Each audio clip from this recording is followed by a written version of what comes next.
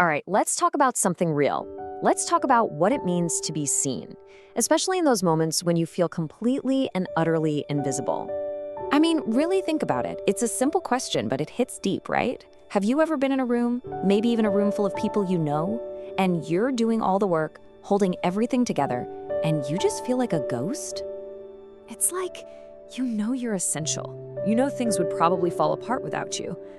But the spotlight, the main story, it's always focused on someone else. You're just background scenery. And when you feel that way long enough, this is the question that starts whispering and then echoing in your head, especially in the quiet moments. It's a heavy question for sure. And that's the real kicker, isn't it? It's this total paradox. People absolutely rely on you. They count on your consistency, your support, your energy, but that reliance, it almost never turns into a thank you or any real appreciation. And listen, that takes a toll. It has a real cost. It leaves you feeling completely exhausted, not just physically, but emotionally drained. And that's when you start wondering, wait a minute, am I being valued here or am I just being used? And from there, it's a short spiral down to questioning everything. Okay, so if any of this is resonating with you, if you're nodding along right now, I want to introduce you to someone. There's this story, a really ancient one, about a person who is basically a footnote in history, but whose life, man, it's like a perfect mirror for this very feeling. Her name was Abishag. And no, she wasn't royalty or some big public figure, not at all. She was just a young woman picked for one single incredibly important job, to care for King David, the most powerful man around, in his final days. You know, when you think of women in the Bible, you often think of these amazing figures in the spotlight, Esther the queen, Deborah the prophetess. But Abishag? Her role was totally different. She was in the background, a caregiver, a servant. Her strength wasn't in a big, loud action, but in her quiet, faithful presence.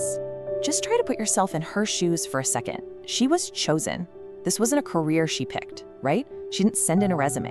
She was just placed in this role, and then she just served. Day and night. Her entire world became about making someone else comfortable.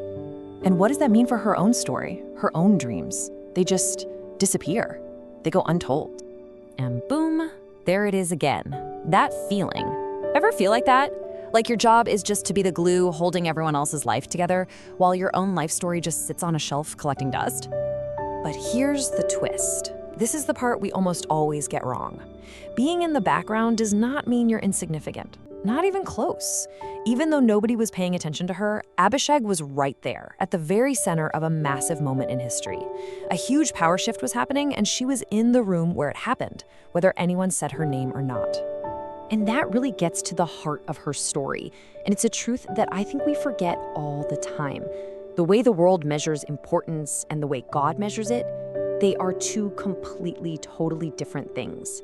You know, all this stuff we chase, the applause, the job titles, the public shout-outs, it all fades. It's fleeting.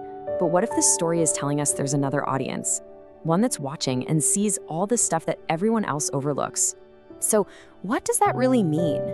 Well, it means every single time you did the right thing when you thought no one was looking. Every little sacrifice you made that you never got a thank you for. Every moment you chose to just show up, to be faithful, even when it was hard, even when you felt totally alone. That is seen. So let's just try to flip the script on this whole thing for a second. What if this season of feeling invisible, what if it's not a punishment? What if it's not about being forgotten at all? What if it's actually preparation? A kind of training ground for something bigger, something that needs real character, real humility. So often we're running around chasing after recognition, thinking that applause is what's going to make us feel valuable. But Abishag's story, it points to something completely different. It says that your real value, your purpose, your impact, it doesn't come from an audience. You already have it. It's built into the faithful things you do every day. And isn't this amazing? For someone with such a hidden role, her name is written down forever. Why do you think that is? It's not to make her famous, it's for us. It's to give meaning and hope to every single person who has ever served faithfully in the shadows. That's the message, right?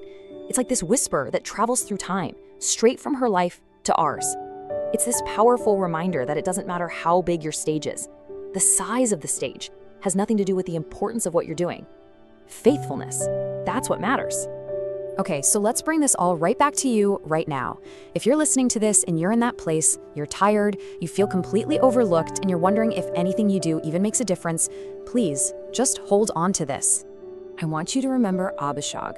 Just picture it. Picture the quiet room, the steady, day in, day out service that nobody was celebrating. And think about the hidden strength, the incredible strength it took for her to just keep showing up. And please, don't hear this as being watched by some critical judge in the sky.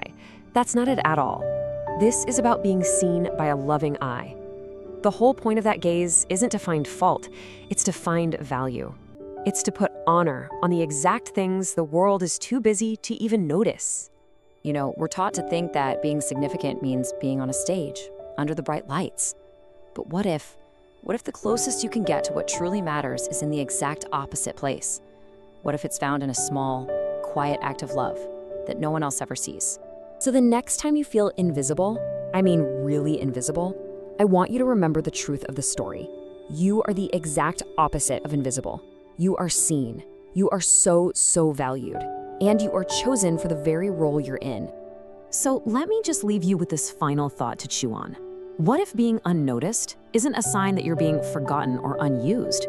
What if it's actually a sign that you're being used for the most important things? Because maybe, just maybe, the greatest work is always done far away from the spotlight.